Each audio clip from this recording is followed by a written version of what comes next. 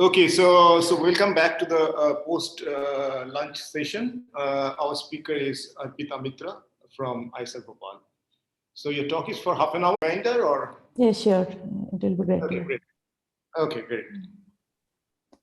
So let me begin my presentation by thanking the organizer of this conference, ISM, for giving me the opportunity to present.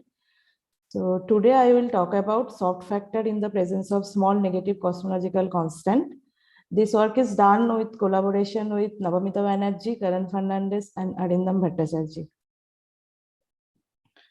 So first I will give a brief motivation. Soft theorems pertain to scattering amplitudes on asymptotically flat spacetime, and they relate an amplitude involving one or more soft particles to the corresponding amplitude without the soft particle by a soft factor, which I will review in the following slides. Analog of soft theorems on spacetimes with the cosmological constant are not well understood. For instance, if you take a asymptotically ADS spacetime, there exists no asymptotic null boundary, and the usual S-matrix description is not well defined. So as these spacetimes also have a cosmological constant, there exists an inherent length scale that prevents a strict zero frequency limit of particles. But on the other hand, the recently proposed classical soft theorems, they also provide universal contributions in soft factor from the long wavelength limit of fields in classical scattering processes.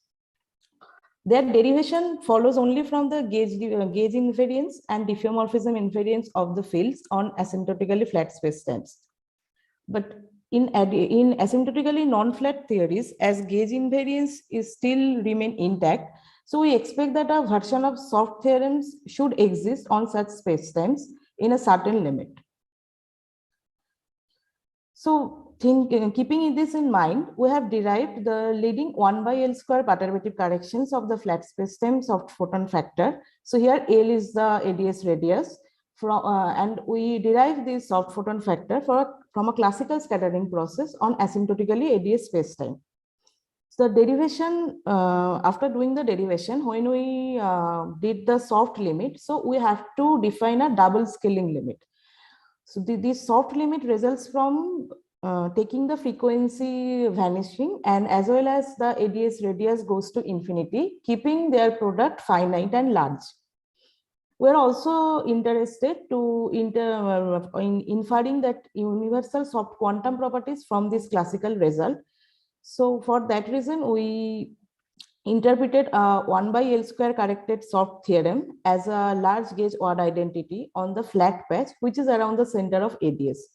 Then we conclude our results, which is a part of our ongoing work. There we have derived a 1 by L square correction to the soft photon odd identity, directly taking a large ADS radius limit of a CFT odd identity, which is defined on the boundary of the ADS spacetime. So let me begin with the review of the soft theorem. So soft theorems in general relate a scattering amplitude. We relate a scattering amplitude with soft photons or gravitons to amplitude without any soft particle. So in this picture, we can see that there is a soft photon in the outgoing external leg. So for this kind of a processes, we can write the scattering amplitude, which depends, which contains both the soft particle momenta and the hard particle momenta. And there is a factorizations on right hand side where we can write it as a soft factor into the scattering amplitude, which depends only the hard momenta. Here epsilon and k are the soft for the momentum and polarization of the soft photon or graviton, and p's are the hard momenta. So this expansion is valid only when a photon or graviton energy is much small compared to the other finite energy particles momenta. And these soft factors, one can expand these soft factors in terms of a frequency, and following the order of the frequency, you can write the leading soft photon factor or soft graviton factor, subleading, and following. So soft factors are universal in flat spacetime up to leading order in frequency for photon and up to subleading order for graviton. They are invariant under, for photon case, they are invariant under the U1 gauge transformation, and for the graviton case, they are invariant under the general coordinate transformation. And in recently by Strominger and his collaborator and by many other people, it has been well established that asymptotic symmetry, soft theorems, and associated memory effects are related on asymptotically flat spacetimes.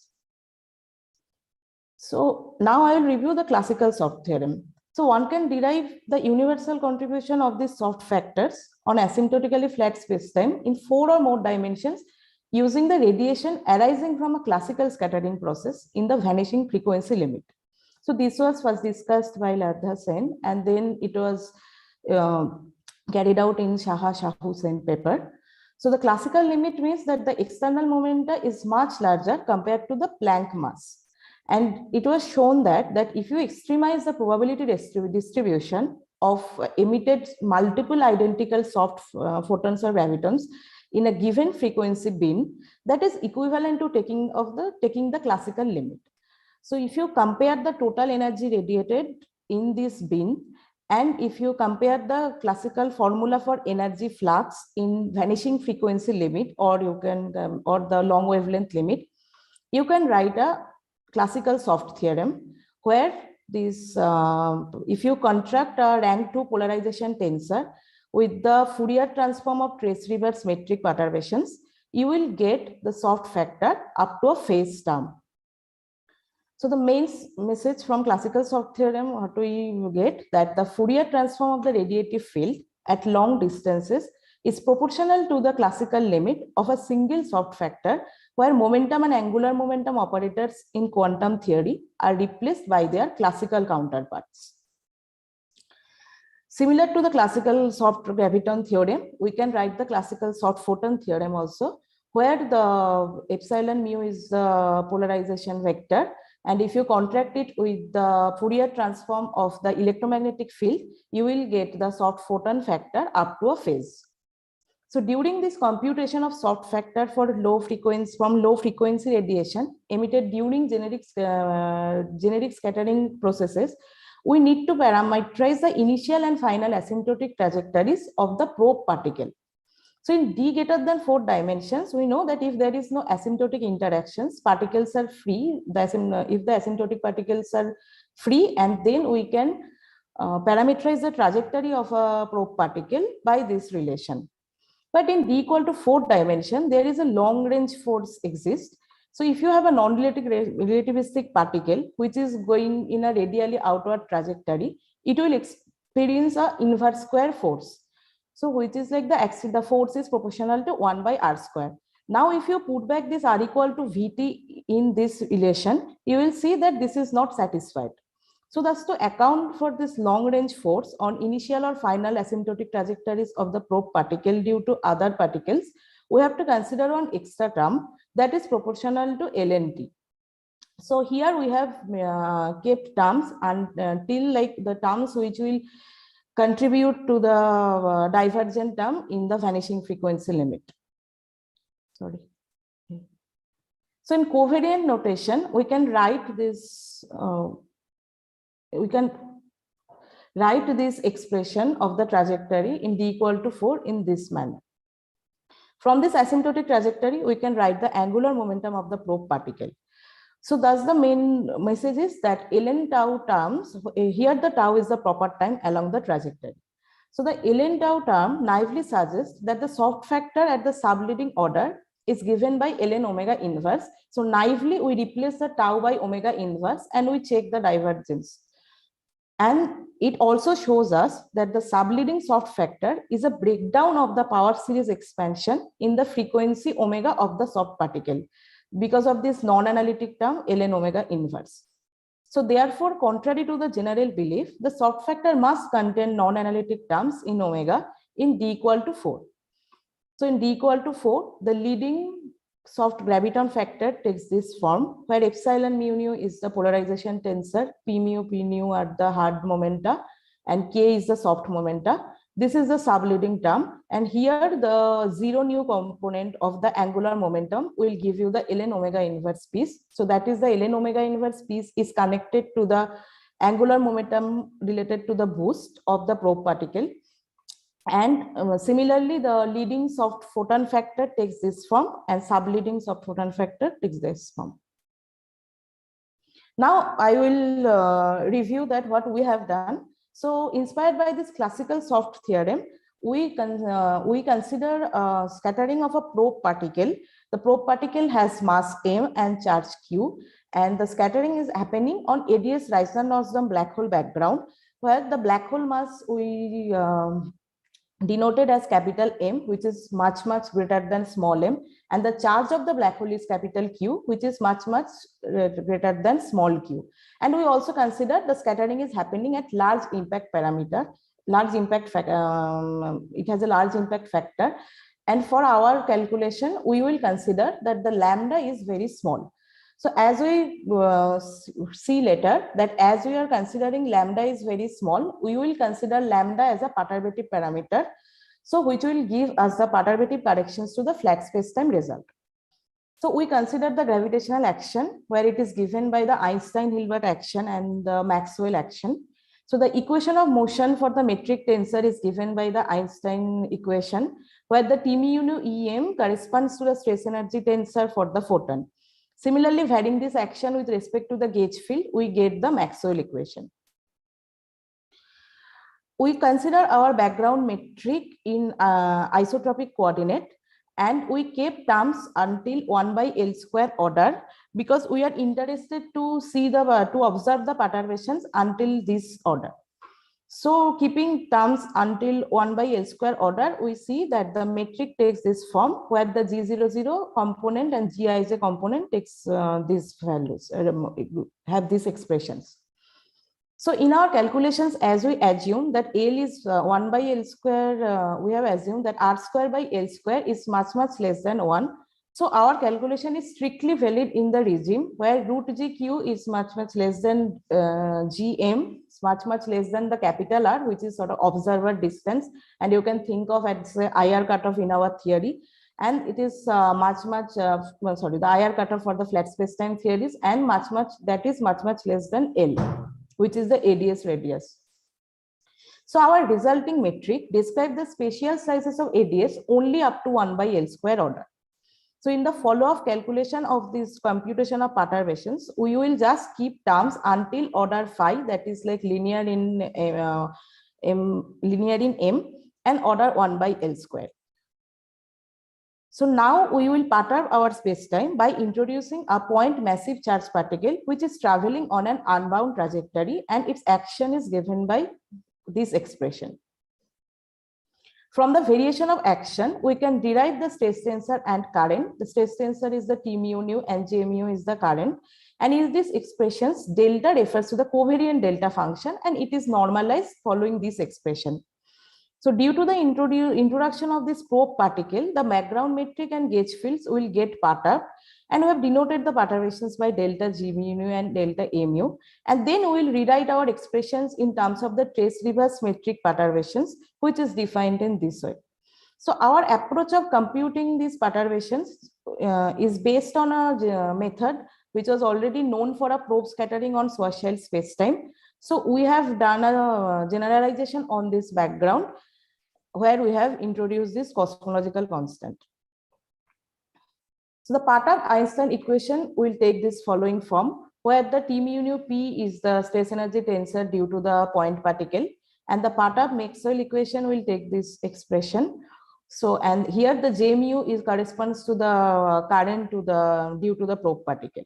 So we'll solve this equation initially in 0th order. We'll use the we have used the one-line formalism to solve these equations. And there we have used the Green's function corresponding to the flat space-time D'Alembert operator. And then we have put back this 0th order solution to the other source term. And we have solved the equation perturbatively up to of order M and order 1 by L square.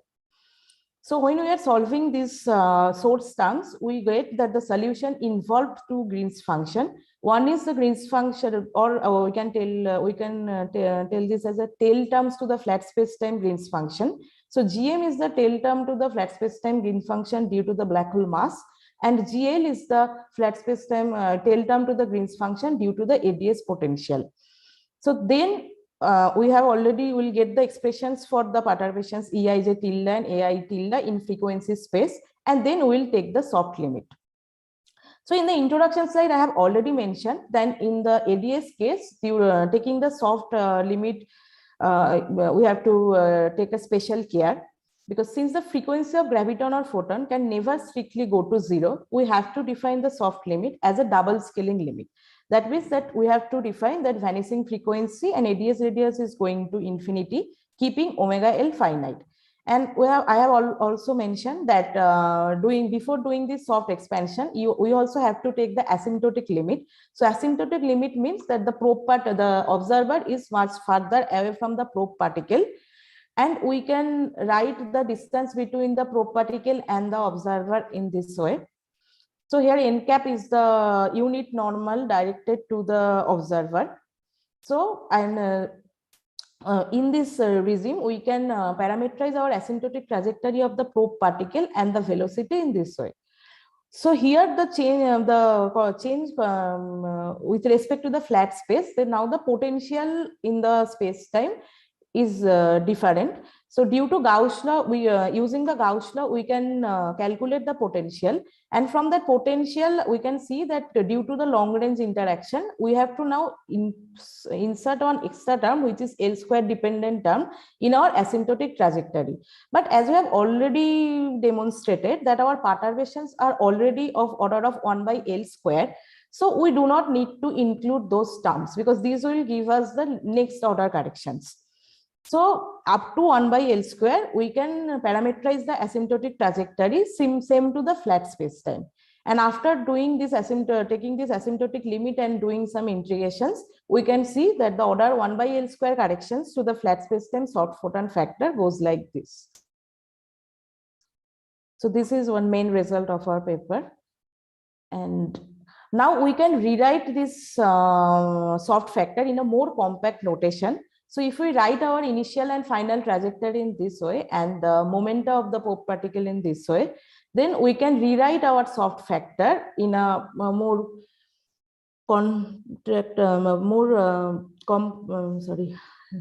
more simplified notation. So which is that the soft factor in the leading order, and this is the soft factor in the subleading order at 1 by L square order, at 1 by L square. So now I will talk about that odd identities, like how can we get equivalent odd identity corresponding to this soft factor. So the leading soft factor can be expected to be universal and holds beyond tree level. This allows us to determine the large gauge odd identity following its known equivalence with soft photon theorems on asymptotically flat spacetime. In our case, 1 by L square correction can be considered as a perturbations of the flat spacetime result. So if you have a ADS spacetime and if you write the metric in a suitable coordinate in like global coordinate, and then if you replace do a coordinate transformations, you can see that if you take a L tending to infinity limit, you will achieve a flat patch around the center of ADS. So our results are valid at this, at the infinity or at the asymptotic infinity of this flat patch. So we can realize our corrections to the soft factor across the null infinity on the flat patch around the center of ADS spacetime. So we'll use the 1 by L square corrected soft factor to determine an equivalent perturbed large gauge odd identity, and hence we will find a specific correction of photon mode and gauge parameter that can be realized as to get the equivalence of the large gauge odd identity and soft photon theorem. So first I will review for the flat spacetime, that in asymptotically flat spacetime how we show that the equivalence between soft photon theorem and large gauge odd identity.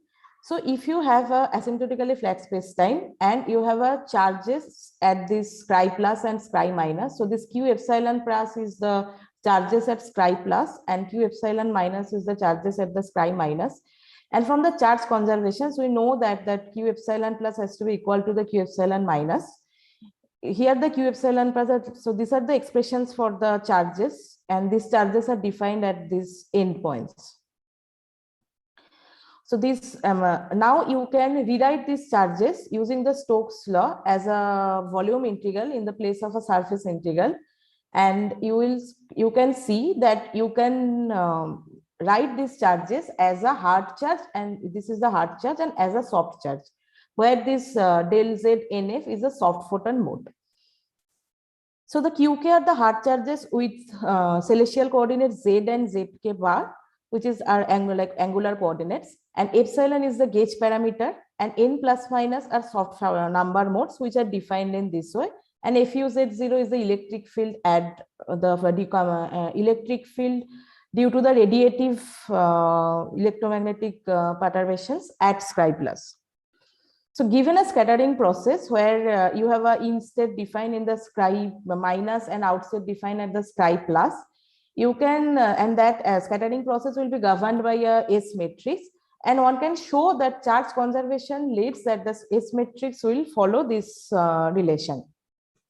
So due to CPT invariance and using these expressions of charges Q epsilon plus and Q epsilon minus, one can show that this equation simplifies to this following equation. So this is the large gauge word identity where the QKs are the hard charges and this del Z NF is the soft mode. So we can now show the equivalence of this large gauge word identity with the soft theorem. So first, for that we have to do the mode expansion for AZ near this Sky plus, and we can determine the expression of del Z NF in terms of this mode expansion. And then if you choose a gauge parameter epsilon W in this way, which was already discussed in Strominger and his collaborators' work, so one can show that the word identity becomes following this relation. And now if we can rewrite this expression, so we can show that this is equivalent to the soft factor S flat EM. So here it is clear that how the large gauge word identity is equivalent to the soft photon theorem. So to show the equivalence explicitly, we have to substitute the soft photon momentum and polarizations. So this is a natural map for the null vectors Q mu to a point ZZ bar on the sphere toward which the null vector is directed. And this Q mu you can parameterize in this way, and polarization you can parameterize in this way. And similarly, the hard particle momentum also you can write in terms of these coordinates, but hard particles are of finite energy. So if you rewrite your expressions in terms of this ZZ bar coordinate, one can see that we can write the large gauge word identity as the equivalent to the soft photon theorem. So now in our work, inspired by this analysis, we took our soft photon factor, and we then from the soft photon factor, we try to write the 1 by L square correction to the soft photon mode and to the gauge parameter, and we write an equivalent word identity. But this equivalent word identity, so this is sort of a perturbations, 1 by L square perturbations to the flat space-time large gauge word identity. So for that, in the left-hand side of the word identity, we have introduced the A plus tilde, which corresponds to the correction due to the ADS potential. And in right-hand side, we have both S flat EM0 and SL0 EM. This SL0 EM is the 1 by L square correction to the soft photon. And now our goal is to find the change in the expressions for A plus tilde corresponding to this SL0 EM. So first we will rewrite our SL0 EM in the null vector parameterization, which I showed in the last slide. So using that parameterization, we can rewrite our SLEM0. Here the gamma is omega L, which is much greater than 1. And we are treating 1 by gamma square as a perturbative parameter for the flat space-time patch. So we have found that to write the equivalent word identity, we can find that the one, so we have assumed that the epsilon have both the flat piece and the ADS radius piece. And now we have found that if we want to write the soft theorem as an equivalent to a large gauge word identity, so then the epsilon L will take this expression. And similarly, we can show that the soft photon mode will have we have to introduce two soft photon modes like N1 ADS and N2 ADS. So the expressions of N1 ADS and N2 ADS follows these relations. So here this N1 ADS, del Z N1 ADS will help us to recover the soft theorem in this the corrections to the soft theorem, and this N2 ADS is a consequence of perturbing about the flat spacetime. So this N2 ADS will ensure that the cancellation of terms which contains the A plus A flat, which we do not require. So therefore, we found a relevant correction to the gauge parameter and soft number mode that provide an equivalence with the large gauge odd identity. So our next goal is to get this large gauge odd identity from the CFT soft CFT odd identity in the large ADS radius limit. So in a recent work by Hijano and Neuenfeld, there they have established that you can get the flat spacetime soft theorem from a CFT odd identity which is defined at the boundary of a ADS spacetime in a large ADS radius limit. So in ADS CFT, it is well known that if there is a bulk ADS4 gauge field, if the ADS4 spacetime has a bulk U1 gauge field with magnetic boundary condition, then it is equivalent to having a CFT at a boundary with a U1 symmetry. And the charge are... You have 5 more minutes. Okay, okay. And the charge under which the operators O in this CFT transform has an associated conserved current J mu, which is dual to this bulk gauge field. So here this J mu is a associated current and these Q's are the conserved charges. So this is the CFT odd identity, which is at the boundary of the ADS spacetime, and this odd identity corresponds that global U1 charge conservations. So this tau prime, Z prime and Z bar prime are boundary coordinates, and here the time ordering of the fields are over primary operators, where this Y prime is like the, if you have a tau 0 slice, so the Y prime is at the past, so that means 0 to pi by 2 region of the global ADS boundary, and X prime is like the 0 to pi by 2 future region. So now to get the large gauge odd identity, first you have to integrate this odd identity, which will involve an arbitrary function alpha over the boundary coordinates. And then in the large L limit, which is a well-known result, that the correlation functions goes to an S matrix element. So in particular, the RHS of this odd identity will goes to the right-hand side of a flat spacetime soft theorem. Upon that, you identified that alpha X prime is equal to the gauge parameter, which is involved in the soft photon theorem. So the left-hand side of the odd identity can be determined using the HKLL bulk construction techniques, and then the normalizable ADS bulk solution, which is associated with the boundary current J mu, following this relation. So from this relation, one can write the local operator A mu prime X in the bulk in the terms of the boundary current, where the K's are the HKLL kernel. So when we solve this A mu field in a ADS spacetime, in general, we can separate the A mu as a scalar mode and the vector mode. So K mu V correspond to the vector mode to the kernel, and K mu S correspond to the scalar mode to the kernel. Then we can one can replace this mu hat in the operator equation. So this will be the creation and annihilation operator for the flat spacetime for the flat, like the at the flat patch, where you will define the operators as a soft photon generator. So we can relate these two operators, and then we can find an expressions of this A in terms of the current.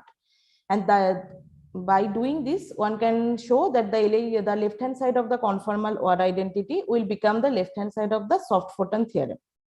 So for doing this is a useful picture that you will how you will visualize the flat patch and which part of the global boundary of ADS spacetime is mapped to the flat patch.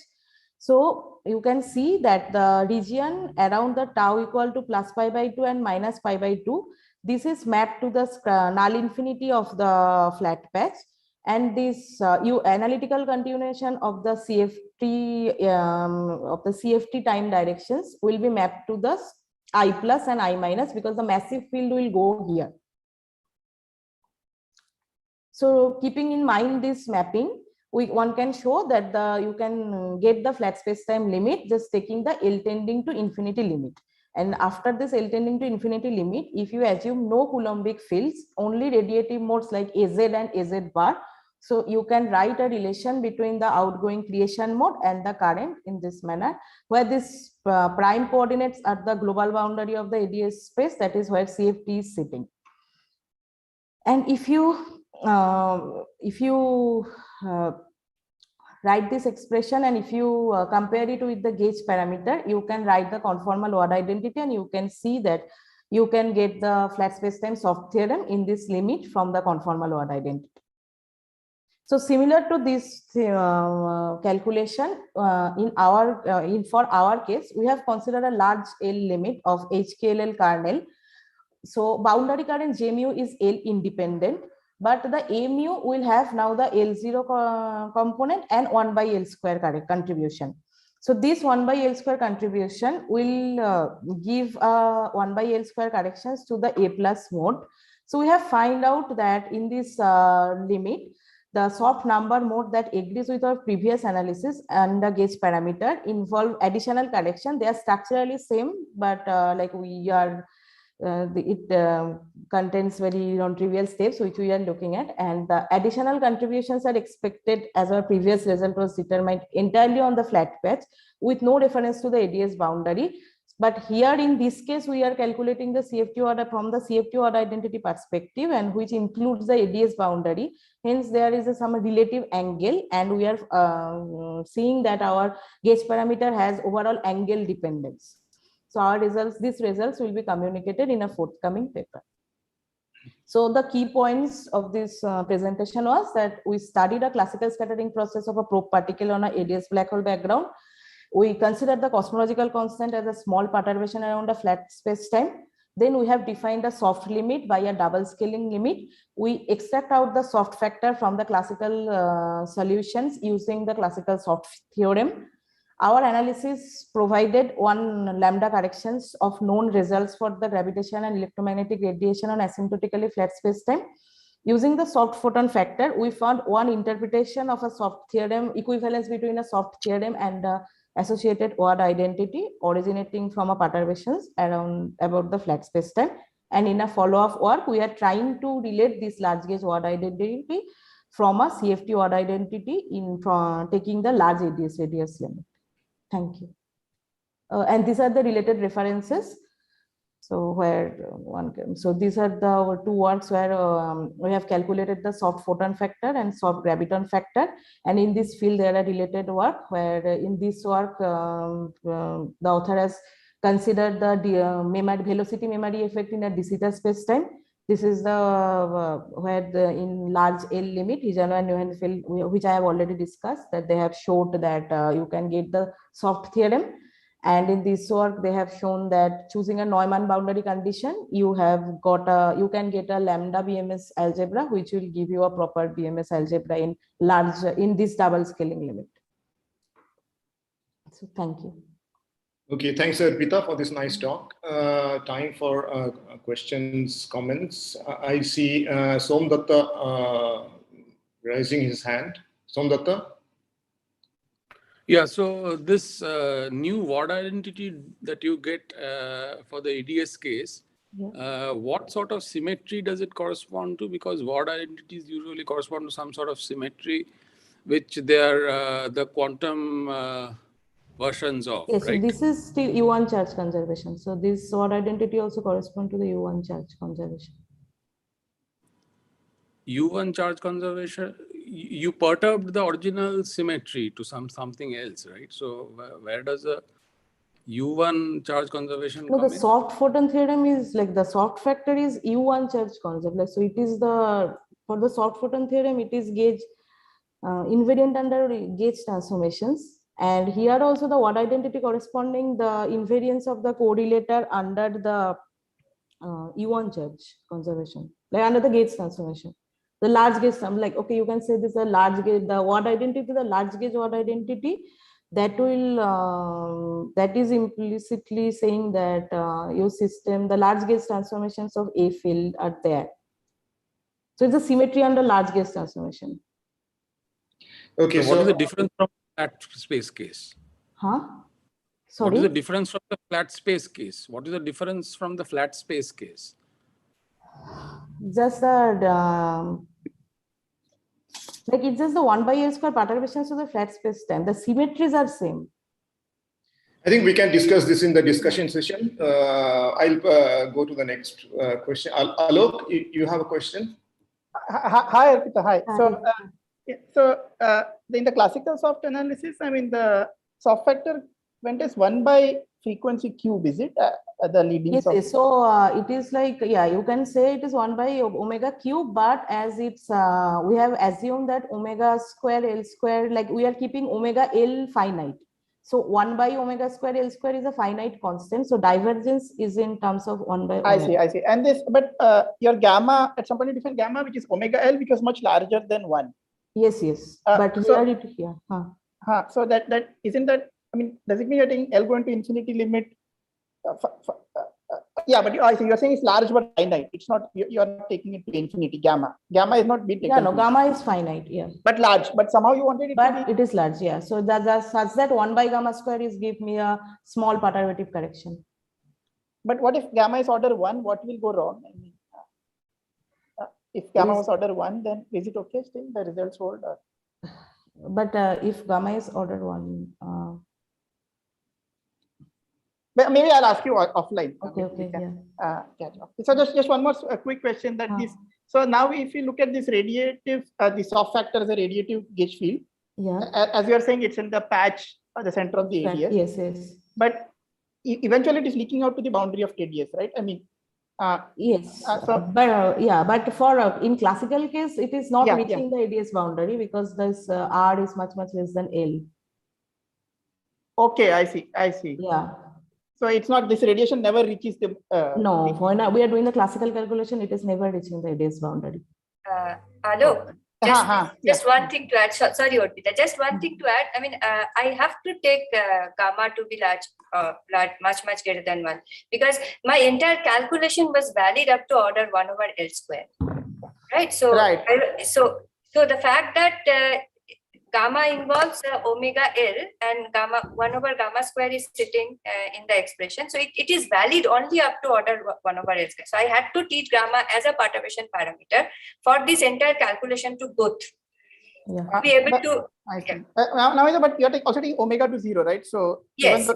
Even though for large L, I mean omega L in principle, I could have kept it at order 1. I would have thought that. Yeah. Okay. Oh, yes. But then we will see that to make sense of certain expressions, we have to really treat this entire omega L also as a perturbation parameter. Okay. I will catch you guys offline. Gautam, can I just ask one small question? Just as a. Hello? Yeah. Yes. Yeah. So this, everything in the beginning slide, we had this correction to trajectory, which is a t square term, in the log. And then you said that this. I see, but you're saying that of course it's 1 by L square. So up to 1 by L square order, it's not there. Yeah. But this is asymptotic in T, right? So how I mean, so you said large T. So this term is, I mean, there's a competition between large T and large L. I don't.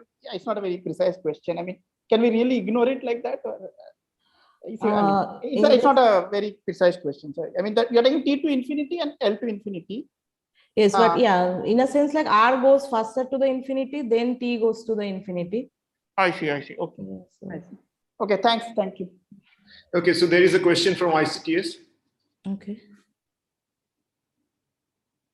Yes, please go ahead. Hello, am I audible? Yeah. Yes. Yes. Thanks, Arpita. It was a great talk. And I just wanted to ask one question. So in the ADS, when we calculate correlation functions, yes, we usually get like UV divergences, in the divergences near the boundary, which we put counter terms and so on in the holographic renormalization procedure. Okay. What happens to those terms, like in your analysis, like how do they transition to flat space? Do you have any insight on that? No, not at this point. Okay. So did you guys have to use those terms? No. We do not have to use. It's just like we use the prescription proposed by Fitzpatrick and Kaplan. So there they start with this some primary operators at the boundary, and then there is a boundary CFT current, and you just use your water identity and you take this L tending to infinity limit. So you get the some certain scattering states in this flat patch. So this IR divergences, but it's not like they did not use this holographic renormalization principle or anything like that. Okay. Okay. Thank you. Okay, so if there are no more questions or comments, we stop here. Thanks, Arpita, again for this talk. We enjoyed. Alok is. Right. Thanks, Sujata. So I think we can have a 17-minute break